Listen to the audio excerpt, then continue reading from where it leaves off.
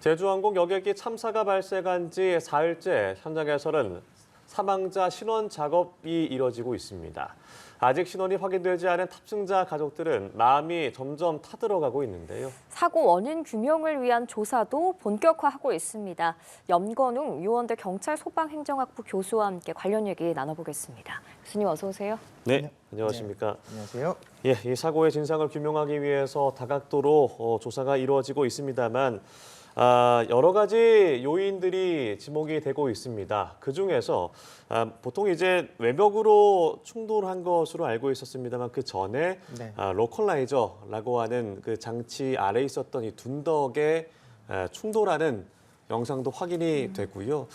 그 둔덕이 아니었다면 이런 큰 희생을 피할 수 있지 않았을까라는 얘기들이 나오고 있는데 이 부분은 좀 어떻게 생각하시나요? 지금 이제 로컬라이저 둔덕이라고 하는 것은 이제 예. 방위각을 표지해주는 그런 시설이 설치되어 있는 이제 둔덕입니다. 예.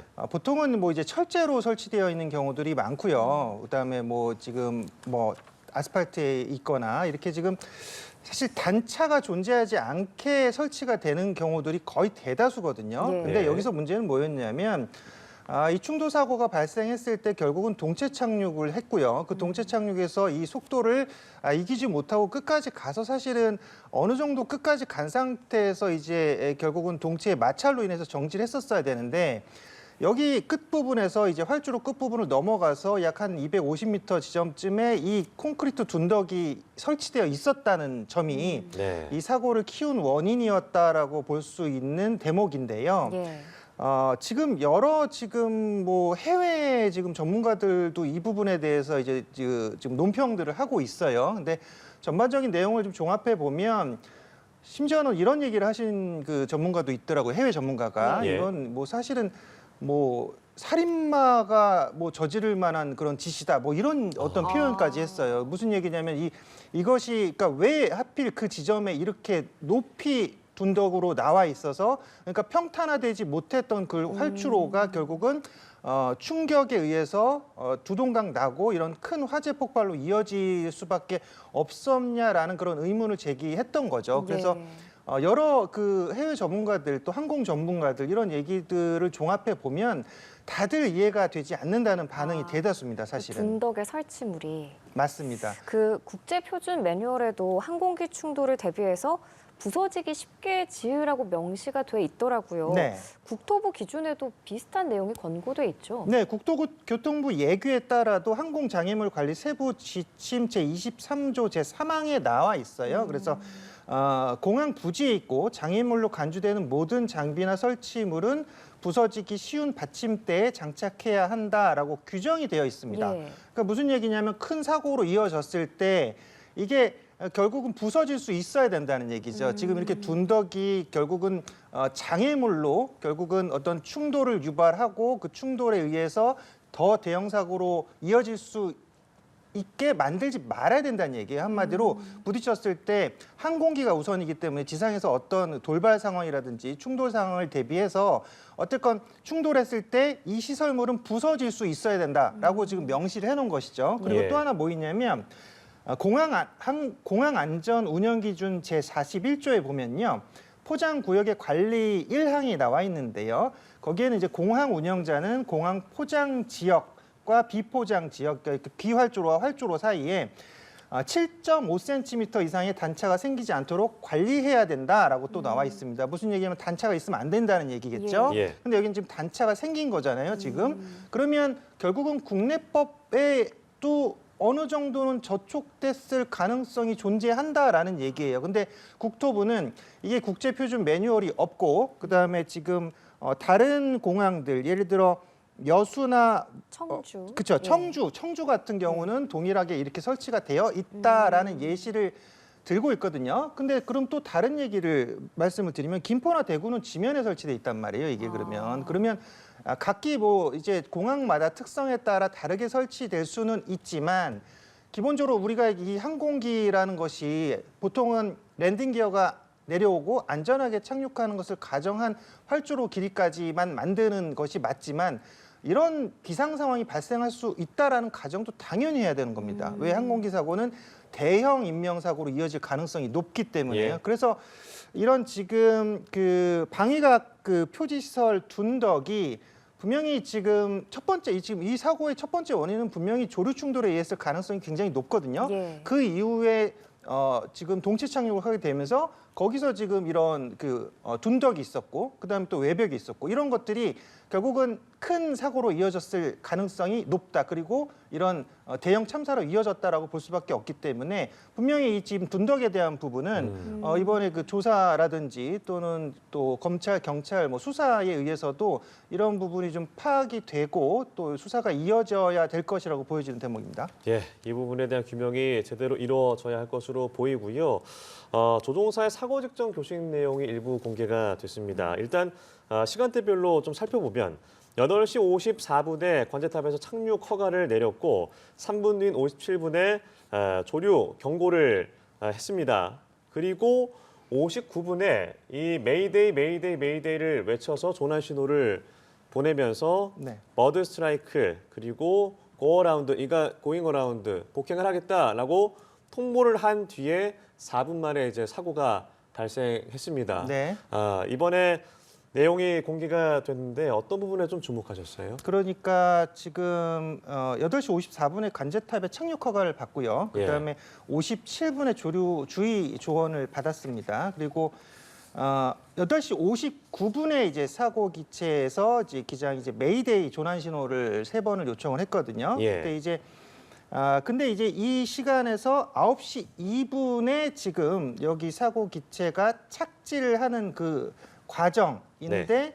9시 2분에 착지인데 그 또 1분 뒤 9시 3분에 충돌을 하게 되는 거죠. 그러니까 지금 참사 기체의 9분간의 어떤 행적을 눈여겨봐야 되고 그다음에 또 지금 아까 지금 사고 기체가 메이데이를 선언한 이후에 그다음에 지금 착지하는 순간 3분, 그다음에 충돌하는 순간 4분까지 이 부분이 이제 키 포인트라고 볼 수가 있거든요. 이 예. 부분이 이제 사고의 핵심이라고 볼 수가 있는데 연합뉴스 보도 오늘 아침에 제가 보도 확인했는데 연합뉴스 지금 보도에 나온 게 그 내용이 있더라고요. 지금 그 무안 공항 인근에서 낚시꾼 한 분께서 지금 그 사진을 찍은 게 있더라고요. 예. 그 사진 찍은 걸 보니까 1차 착륙 시도 때는 그 바퀴가 나와 있었더라고요. 그러니까 앞바퀴가 나와 있었던 사진이 명확하게 잡혔더라고요. 랜딩 근데 기어 랜딩 기어가 이제 바퀴거든요. 예. 지금 그 앞바퀴는 나와 있었는데 뒷바퀴 같은 경우는 그림자에 가려져 가지고 나왔는지 안 나왔는지는 불분명합니다. 그러니까 그 이후에 조류 충돌이 발생했고 2차 지금 착지 그다음에 동체 착륙을 하는 그 상황에서는 랜딩 기어가 안 나오는 영상이 확실히 보이거든요. 예. 그러면 지금 충돌 전에는 랜딩 기어가 하나는 일단 앞바퀴는 작동했다. 뒷바퀴는 모르겠지만 그러면 랜딩 기어가 다 작동을 했을 가능성도 존재하는 것이고요. 근데 이제 결국은 그러면 이렇게 이어지는 거예요.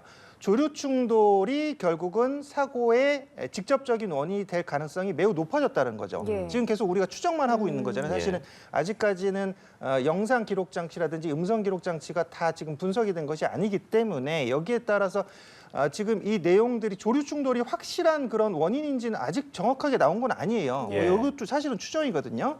그다음에 왜냐하면 뭐 기내 방송에서 이제 그 지금 조종사가 뭐 조류 충돌이 있었다 그것을 어떤 한 분께서 가족에게 또 메시지를 보낸 내용도 있었고요. 그다음에 예. 승무원 같은 경우 생존한 승무원이 쿵 하는 소리가 조류 충돌이란 뭐 이런 것으로 확인했다. 뭐 이런 내용이 있었고 우리가 또 영상에서 봤을 때도 어떤 물체가 들어가면서 오른쪽 엔진 쪽을 치고 들어가는데 거기서 이제 폭발음과 이제 화염이 발생하는 그런 모습을 봤을 때는 오른쪽 엔진에 이제 그 지금 새가 들어가서 거기서 이제 엔진이 멈췄을 가능성. 근데 여기서 이제 한 가지 의문점들은 그런 게 있는 거예요. 모든 그 지금 737 기장 분들의 얘기를 종합해 봐도 이게 엔진이 정지한다고 랜딩 기어까지 멋지는 않는다라는 네. 말씀들을 모두 하시거든요. 그리고 왜냐하면 랜딩 기어 같은 경우는 이게 자동으로 유압 장치에 의해서 내려가는 것이 맞지만 수동으로도 내릴 수 있다라고 해요. 네. 그러니까 30초 정도면 내려간다라고 하거든요. 중력으로 바로 내릴 수가 있는데 왜 그럼 랜딩 기어 자체가 내려가지 않았을까? 엔진 고장과 랜딩 기어는 연관성이 없는데 왜 그렇게 됐을까? 그래서 지금 아까 말했듯이 메이데이 선언 이후에 약 3분 또 4분 이후에 충돌하는 그 과정상에 급박하게 지금 동체 착륙을 할 수밖에 없는 그런 기체 이상이 발생했고 거기에 따라서 이제 조종사가 이런 뭐 순간적인 판단을 해서 착륙을 했을 것이다라고 가정을 할 수밖에 없는 것인데 지금 여러 가지 추정들을 봤을 때는 그러니까 이게 자연재해죠. 일단은 첫 번째로는 조류 충돌 그것이 네. 이어졌고 내려오면서 이 지금 메이데이 이후에 4분 동안 동체 착륙을 하게 됐는데 랜딩 기어가 내려오지 않았고 아까 둔덕을 받고 이런 큰 폭발 사고로 이어졌다라는 것을 이제 우리가 이제 봐야 되는 그런 부분인데 사고 원인을 사실 우리가 분석하고 있지만요. 아직까지는 정확한 원인이 밝혀지지는 않았고요. 네. 뭐 여러 가지 가능성들이 사실 존재하는데 크게는 이제 아까 말했던 조류 충돌, 그다음에 이제 항공기 정비 불량 문제의 가능성도 있습니다. 사실은 여러 가지 우리가 가능성들을 다 지금 일단은 유추해 봐야 되는 있고 종합해 네. 봐야 되는 거니까요. 그다음에 또 관제탑과 또 이제 뭐 지금 기장이라든지 이런 조종사들 간의 어떤 소통에서 관제탑이 제대로 제어를 했는지 유도를 했는지 또는 지금 조종사가 제대로 또 판단을 했는지 여부도 사실은 밝혀내야 될 부분이긴 해요. 물론 네. 6,800시간 이상을 비행 기록을 갖고 있는 그런 베테랑 기장이셨기 때문에 지금 사실 동체 착륙에 대해서도 해외 언론에서도 뭐 얘기하는 그런 조종사들 얘기는 동체 착륙 자체는 굉장히 잘했다. 잘했는데 왜 하필은 거기에 지금 둔덕이 있었냐 이런 얘기들 하는 거예요. 그러니까 동체 착륙은 잘했다라고 하더라도 이 사실은 위에 한번 떴다가 올라와서 다시 지금 선회를 할 수 있지만 다시 2차 착륙을 해버렸거든요. 예. 무슨 얘기냐면 여기에서 이제 또 포인트가 되는 게 엔진이 두 개가 그러니까 하나가 살아 있었냐가 사실은 또 키가 돼요. 무슨 얘기냐?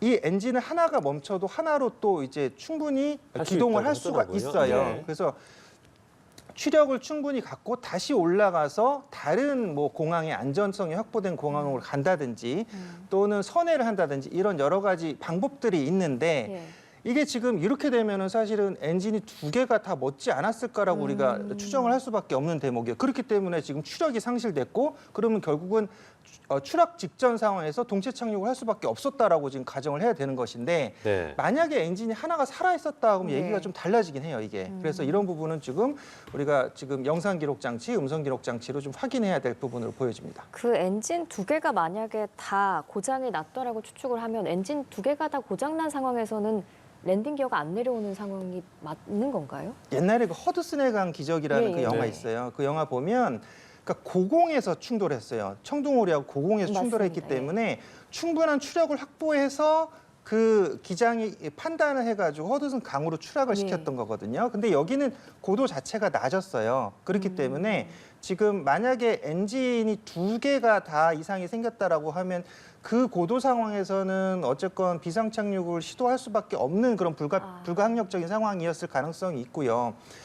근데 만약에 더 높은 고도에서 만약에 엔진이 두 개가 멎었다라고 하면 다른 위치로의 어떤 착륙 또는 이게 공항이 아니더라도 안전이 확보된 뭐 이렇게 넓은 풀밭 같은데 이런 쪽으로 착륙을 또 시도하거나 유도하는 그런 방법들도 있었기 때문에 이런 것들이 결국은 이제 저고도에서 엔진이 멎었고 하나 또는 두 개가 멎은 상태에서 불가피한 선택이었을 가능성도 있다라는 거죠. 네, 한편 이 사고 여객기가 참사 직전 48시간 동안 13차례나 운항한 사실이 알려졌습니다. 물론 제주항공은 이 비행 정비가 제대로 진행이 되고 있다라고 밝히긴 했습니다만 한 직장인 익명 사이트의 이 직원들이 비행 시간은 긴데 정비 환경은 그에 못 미친다는 폭로까지 나왔거든요. 네. 이런 무리한 운항 스케줄이 기능 저하 결함을 불렀을 가능성도 있다고 보십니까? 지금 이 부분을 딱히 뭐 정의 내리긴 어렵지만 다만 지금 국내 항공사 중에서 제주항공이 지금 운항률이 제일 1위예요. 예. 가장 많은 운항률을 갖고 있고 지금 이 사고기 같은 경우는 48시간 동안 13차례 운항을 했고 국내외를 오가는 6개국을 운항했었거든요. 그래서 이게 지금 무안공항 같은 경우는 정기편이 없어요. 정기편이 없다 보니까 그 지역의 여행사들이 모객을 합니다. 모객을 해가지고 전세기를 운항하고 있는데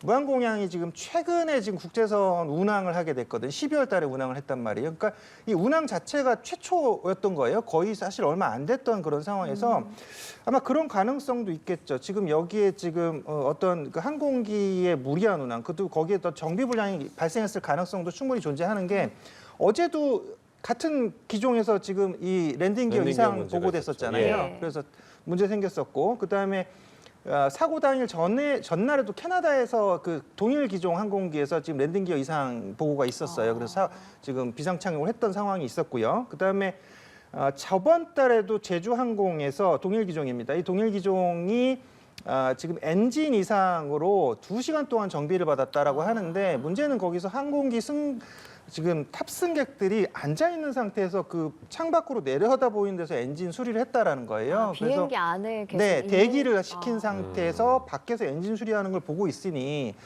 사실 탑승객들 입장에서 얼마나 불안하시겠어요. 그걸 그렇죠. 보고 있으면. 네. 그래서 빨리 내려서 조치를 해가지고 오히려 다시 탑승 조치를 해야 되는데 그런 경우들도 있었다라고 하더라고요. 그래서 항공비 정비 불량에 대한 부분도 우리가 배제시킬 수는 없다라는 말씀을 드립니다. 이 사고 분석을 위한 핵심이죠. 블랙박스 2개가 모두 수거가 됐습니다.